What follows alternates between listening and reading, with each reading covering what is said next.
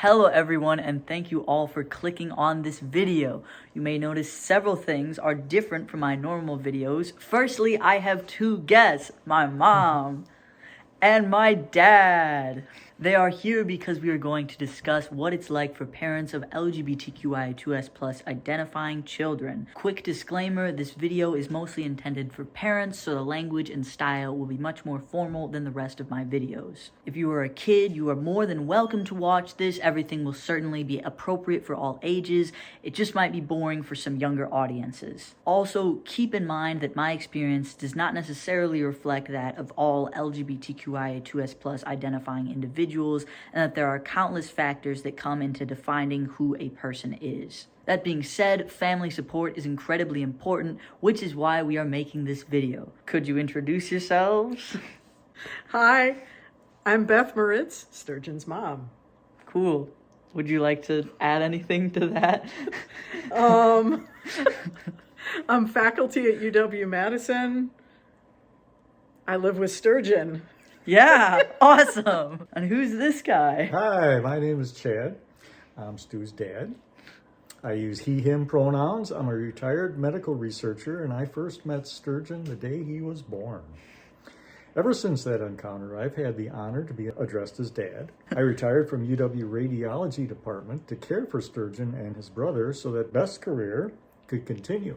When I'm not cooking, cleaning, offering parental advice, fixing things, or doing prairie restoration chores on our homestead, I like to hang out with our family dog, shoot nature photography, motorcycle and bike ride, and practice accordion for occasional gigs. My name is Sturgeon, I use he, him pronouns, and I am a gay transgender man. I came out about 2.5 years ago. I'm 18, I've legally changed my name and gender identity, and I am currently in the process of medically transitioning, as I have been taking prescribed testosterone injections for the past 4 months. I'm super into music, I play the euphonium, but I also dabble a bit on ukulele, piano, bongos, and I got a harmonica for Christmas. I'm doing really well in school. I lead the Social Awareness and Activism Club, the Sexuality and Gender Equality Club, and I'm in the Model UN team, the theater productions, the jazz band, and I lead the countywide Youth Environmental Committee. I'm super excited to double major in music and community and nonprofit leadership at the University of Wisconsin-Madison,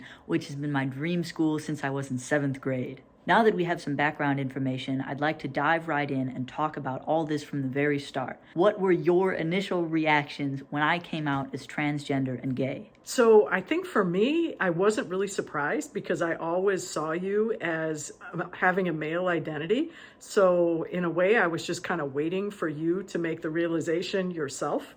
So I think wasn't surprised, and I was happy for you. I was surprised. I had long realized that Stu's interests were much more aligned with boy-type activities and not so much with concerns about clothes, looks, or makeup. But I just figured that Stu was pushing gender boundaries, and I was supportive of that. The archaic term tomboy, while not explicitly said, was sort of what I was thinking. My apologies to Stu. I was not aware of your growing dysphoria and genuine concerns about gender.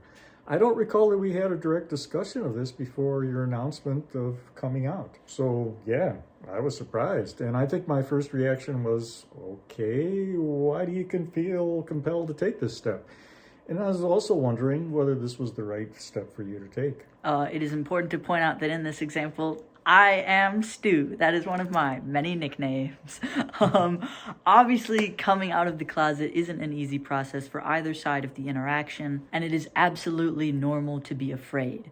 As parents, what were some things that worried you initially, and what was difficult? Well, initially, the whole idea of having a trans family member was an unfamiliar concept.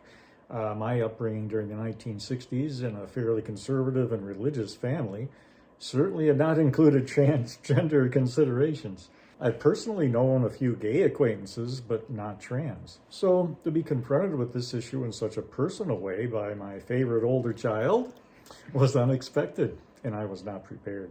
Stu, my high regard and love for you did not waver, but this was a concept that needed a major rethinking of my expectations for who you were and whom you would grow to become. I'd always admired you for being confident with who you were, as exemplified by your personal writing compositions and artwork, musical performances, and public speaking. So that was a big factor in helping me realize that your gender announcement was right for you. Of course, up to that point, my concept of you also was based upon your female sex assignment and the female name we had chosen for you. So this was an abrupt change, both in expectations as well as the more mundane issue of trying to remember to use your new pronouns and your preferred name. That took a while for me, sort of like trying to teach an old dog new tricks.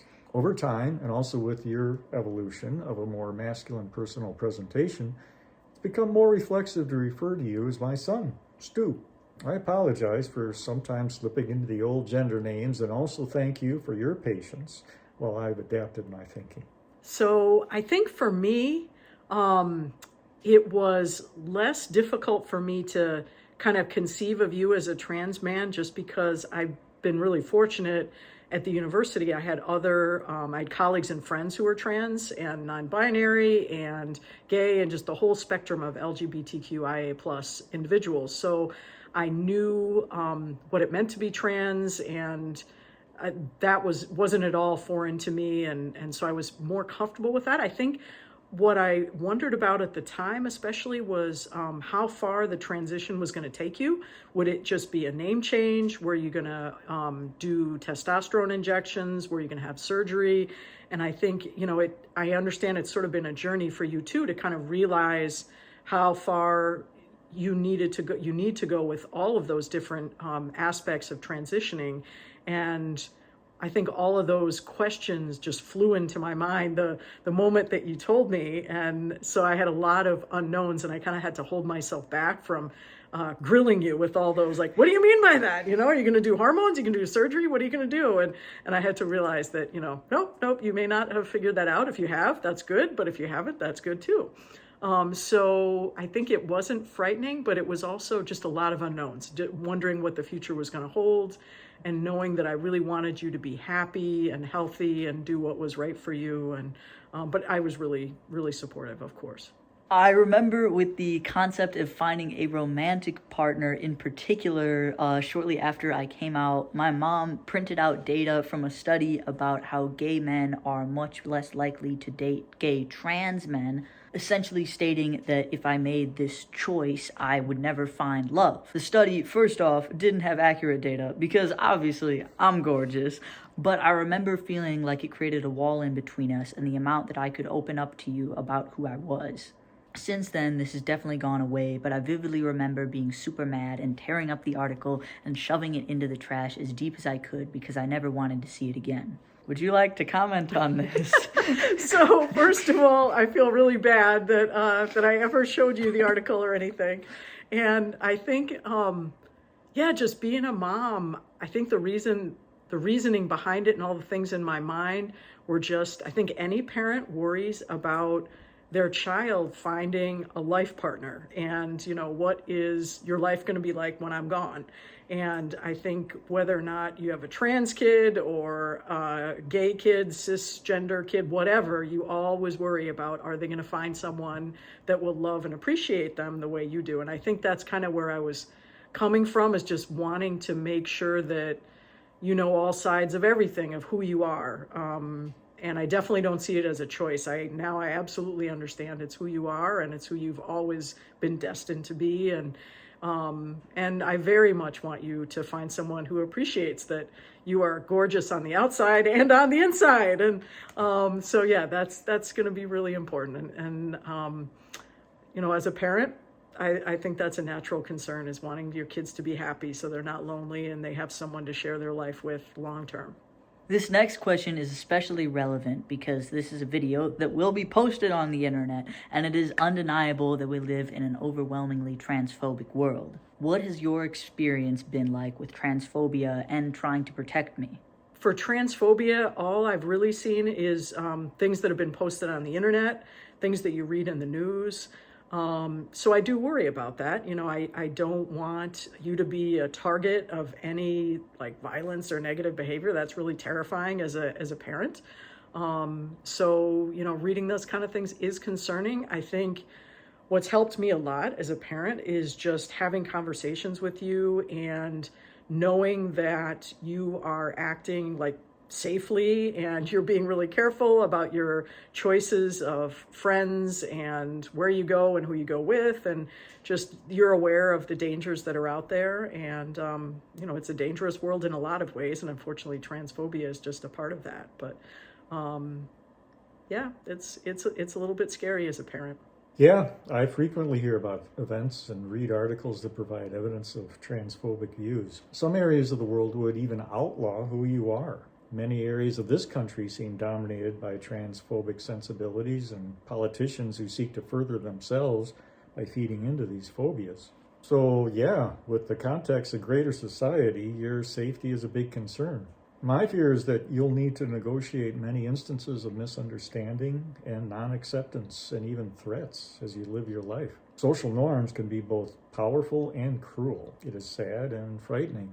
The social norms that give rise to transphobia will not recognize you as the incredible and awesome, gorgeous person that you are, but rather just a transgender person that does not deserve their understanding or respect. Yes, I want to protect you from this hostility, but the extent of social norms, religious and political views far surpasses my parental oversight. But until these wrong ideas can be changed, my hope is that you can avoid conflicts. We're so lucky to live in a relatively safe bubble of acceptance while you're enrolled at your high school, and hopefully this will continue when you matriculate at UW-Madison.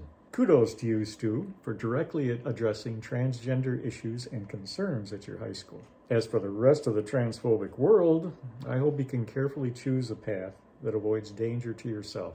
Yeah, you may have a black belt in karate for self-defense, but the first rule to avoid bullying and dangerous situations is don't be there.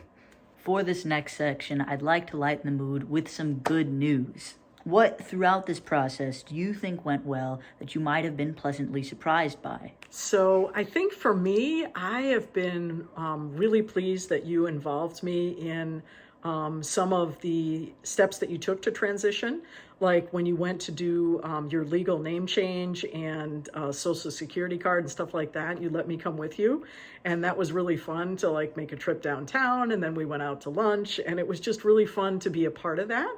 And you've also asked me about recommendations for doctors for the transition surgery and stuff like that. So just being involved in the process really made it less worrisome for me. And I was really honored, and it really warmed my heart to be able to be a part of that. Perhaps the best part of your transition, Stu, has been to see how your trans identity has become integral to who you are, and the self-confidence that you've continued to demonstrate. I'm so gratified that your sense of self has not been compromised by your transition. Again, kudos to you for making the self-realization that has transcended your dysphoria and put your gender in line with who you are. And you've continued to take responsibility by changing your legal name and now beginning hormone treatment. Earlier, we talked a bit about transgender news stories, and one aspect that gets attention is the higher rates of depression and even suicide that are suffered by trans people due to social pressures. The good news for us, Stu, is that these maladies have not affected you. Certainly, much of this is due to your own positive and self-assertive actions. I would also like to believe that our family support and acceptance has been a factor too. Next, what are some lessons that you learned throughout this process? Stu, this is something you've really helped me with. Like I said, I was committed to be as supportive all along, even before gaining a full acceptance of your gender change. Early on, you lent me a book that discussed many aspects of individual gender representation and presentation. It also talked about how fluid these identities can be across individuals.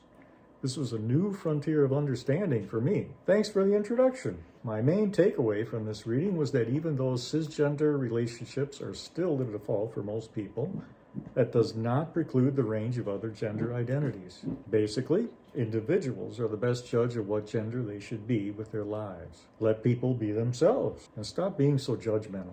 Some of the lessons that I learned throughout this whole process, simply that I need to relax a little bit more and know that you know what's right for you. You've handled all of this so well and with so much maturity and making really good decisions for yourself, keeping yourself safe and doing what's going to help you grow and be comfortable as a person. And I really appreciate that. I think I'm so much more relaxed about everything than I was a year ago. Because again, as I said earlier, I have trans friends at work. I know that they're leading really happy, successful lives, and I really hope that you can too. And yeah, I really appreciate all you've done to make things easier for me and for us. I'm really glad that you brought that up because it is super cool that you got to know other trans people. Looking back, I actually think it would have been very helpful for me to have been introduced to or just have heard about these other trans folks because it was pretty difficult growing up without any trans role models. To this day, I still haven't met an adult trans person except for some of my friends who are slightly older than me and came out after I did. Do you want to comment on this? Yeah, now knowing that, I wish that I had known at the time because I could have introduced you to my friends at work. And that's a really good thing for other parents to know too, that having adult role models can really ease some of the anxiety and questioning in trans kids. So I'm glad you're at least bringing it up now, and I wish I had known it sooner. It's a really good point. This one might be a bit more difficult to discuss, but I really want to be honest because we're all moving through this process together. What are some mistakes you think you made throughout my transition? I'll start with an example of a mistake I made, and I'll preface it by saying that in the brainstorming process of this video, my mom said that I shouldn't view it as a mistake and rather as it being part of the journey to finding my identity. I really like this way of looking at it and acknowledging its complexity, but I personally still choose to categorize it as a mistake because of the pain it caused me. Also, since mistakes themselves aren't ever totally negative experiences, and I learned and grew a lot from it because I think it was a mistake. Shortly after I initially came out as a trans man, a lot of people said that they could never really see me as a man, which is a normal part of coming out that I should have anticipated to a larger extent. Because I was in a very vulnerable place, I made the mistake of letting it wear me down and take away some of my confidence and control over my identity. They said I should consider identifying as non-binary, which I did for about a year since I thought it would still feel better than presenting as a woman, which it did, but it still never felt right for me. Just to clarify, I have loads of non-binary friends and this identity totally fits them, they feel great, and I absolutely support them. This just wasn't the right identity for me. The mistake I think I made in this process was letting other people dictate my identity and not changing it and staying true to myself for an entire year. Obviously, I've grown a lot since then, and I feel so much better and more confident now, but what are some other mistakes you think you might have made? Stu, I'm sorry for not realizing how thoroughly you had already explored your gender identity and for appreciating how difficult the transition was for you. I wasn't fully aware of all the considerations and feelings that went into your gender realization. Do you remember the first time you told me about your feelings of dysphoria? That was when it dawned on me how much gender difficulty you had been experiencing. And yeah, it took me a while at first to get used to your they, them pronouns. Partly because it seemed weird to use what seemed like plural pronouns for a single person. But I got comfortable with that, and then I had to adjust again to call you he, him. Kind of funny in retrospect. I'm so glad that you were so understanding about how your transition would also require some transitions for us. So I think you kind of covered my mistakes a little bit earlier on, and I think a big one was giving you that article that talked about challenges that a trans man can find in finding a life partner among a gay man with a gay man, and that might be challenging for you. And I think I should have just discussed it with you and had a conversation rather than sharing an article and having it be like totally one way. And if I wanted to have that conversation, that would have been the way to do it. And I feel really bad about introducing the topic that way. I think also another mistake I had made was when you went through the name change process, I think I took it really personally at first when I heard you wanted to change your name, because your dad and I picked names of relatives that are ancestors that we really liked, grandparents or grandmothers on both sides. And I was like really at first like offended even or hurt when I heard you wanted to change your name. And then over time I realized the dysphoria and how that name didn't represent who you are at all, and that it was really important for you. A really, really important part of the transition is choosing a name that fits your identity. So I think had I thought about that a little bit more in the beginning, I wouldn't have been so upset and just kind of ruffled by the name change piece. And I feel really good about your name now, and I'm really happy and honored, and it means a lot to me that you picked as a middle name the name of my grandfather. So you continue the tradition with your true identity of choosing a family ancestor as part of your name. So that, to me, makes it feel like you're just as woven into our family now as ever. So thanks for that. You touched a lot on this earlier, but I remember you also especially didn't like just the term dead name. Would you like to elaborate on that? Oh yeah, that's right. So when you first referred to your birth name as your dead name, I think that really hit me too, because it was a name, it was the grandmother I loved the most in the world, and it was really important to me that you have her name. And then hearing it be a dead name, it just really, it hurt. It took me a while and conversations with you to understand why it really was a dead name. It wasn't who you are.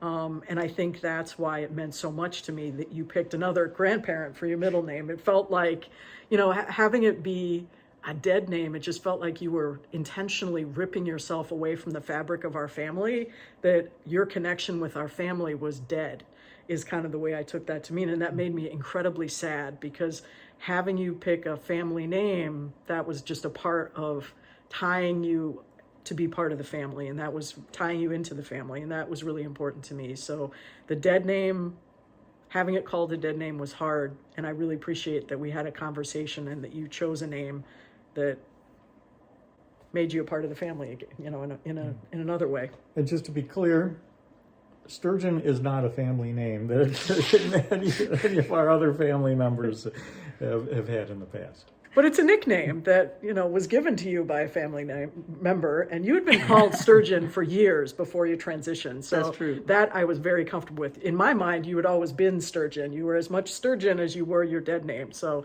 that was easy for me. I'm not related to any fish.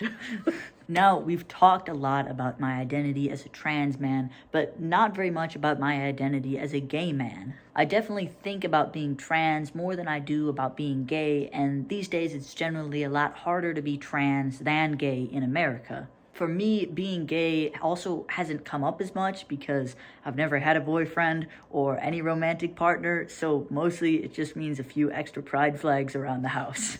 But I've felt gay about as long as I've felt trans, so for this next question, I'd like to ask, as a parent, how has it been adjusting to the fact that I'm gay? So for me, it's been really easy because I've had so many gay friends for so long, and close friends, and so that's honestly been kind of a non-issue. That's easy. That's very easy. I've had more gay friends than I have trans friends just over the years. Well, since I wasn't fully aware of the considerations and feelings that went into your gender realization, I wondered if maybe your feelings were skewed because you attended a small enrollment high school and just hadn't had a chance to meet a cisgender boy that would appreciate your gender-bending persona and to be someone that you would also find interesting. I realized that thinking was just coming from a perspective of a cisgender heterosexual relationship as a default. That gender default is still my personal frame of reference, so I'm at a loss to know what to expect for you in your future relationships. Should be interesting. I'm hoping you can find a partner that's as spirited and lively as you are. If a partner is what you're looking for, please keep us posted.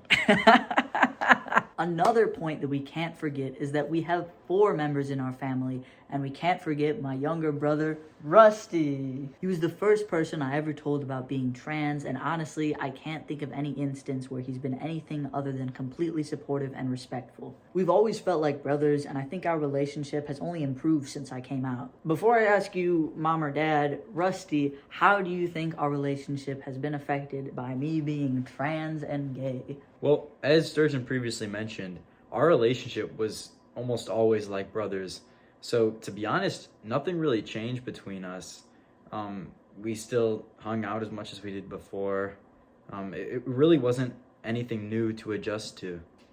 Like it's really so simple. As parents, how have you viewed the relationship between Rusty and I ever since I came out as trans and gay? So I didn't see it affecting your relationship at all. Seems like you just hung out, did the same things you always did before. I mean, interestingly enough, of my friends that also have trans kids, it seems to also be the case that their siblings didn't really see a difference in them, that they interacted the same way as always, and it wasn't anything different, wasn't a big deal.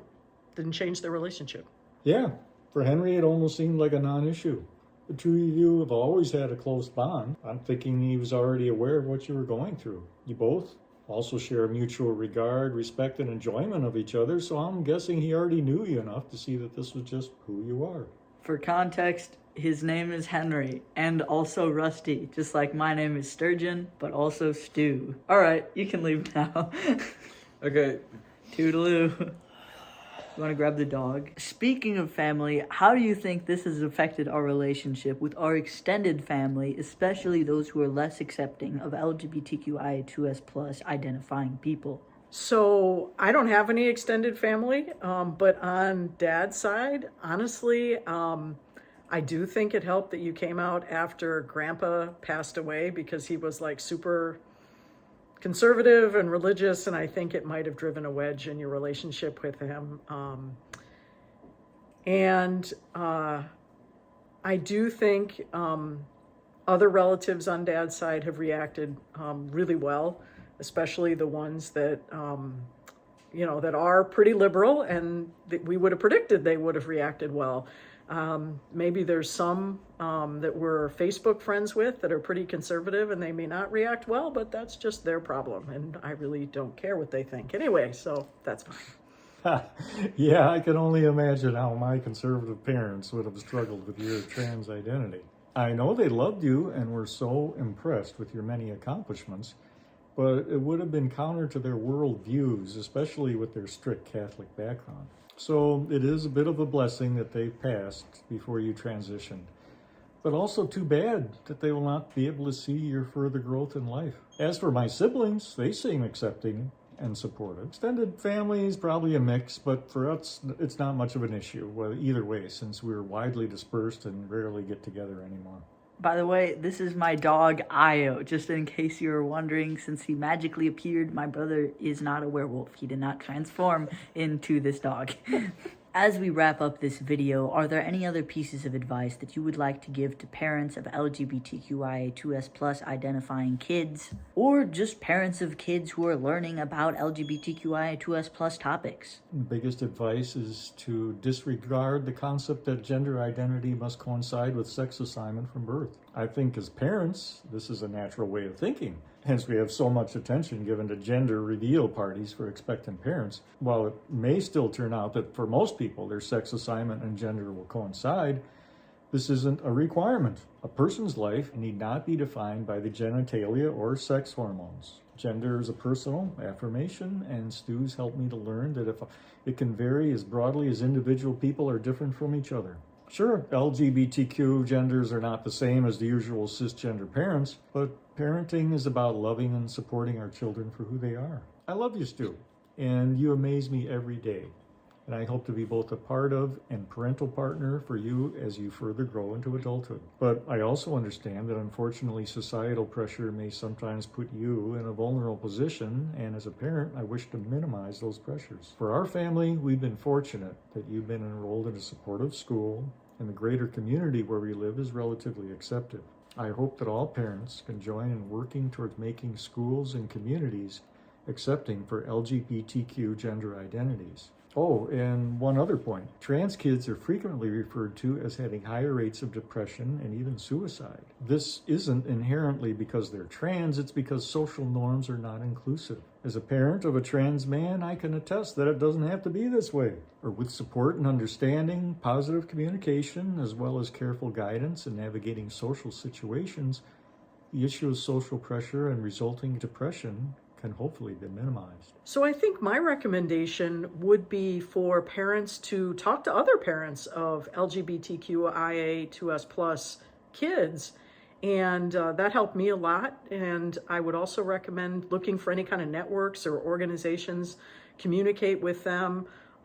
It helps to know that you're not alone as a parent, especially if you don't know a lot of trans or LGBTQI plus adults. It can really help to reach out and try to find some networks so you can have those conversations and learn more about it. Before we end this video, I want to once again thank you guys, Mom, Dad, Rusty, and Io, for participating and being so honest in this filming. As we've discussed, being trans and gay is generally considered a big deal. As I've mentioned in my other videos, in many ways it's very difficult for me as a gay trans man, and as we've covered here today, it can also be difficult for the folks around us. But this isn't an issue that we can erase or avoid. Being transgender, gay, or any other gender identity or sexuality is not a choice, but whether or not you support your trans and gay friends and family members is a choice. This transitioning process won't be smooth, seamless, or easy, but that is part of life and that is completely normal and okay. As you can see, we're all just humans. Except for Io. Except for Io. We're kids, we're adults, we're teenagers, and we're all changing and growing and making mistakes and getting lost and feeling love, pain, confusion, and that is okay. We are family and we really depend upon one another, so we are all working to help and understand each other and to embrace even the most complex aspects of who we are, such as being transgender and gay.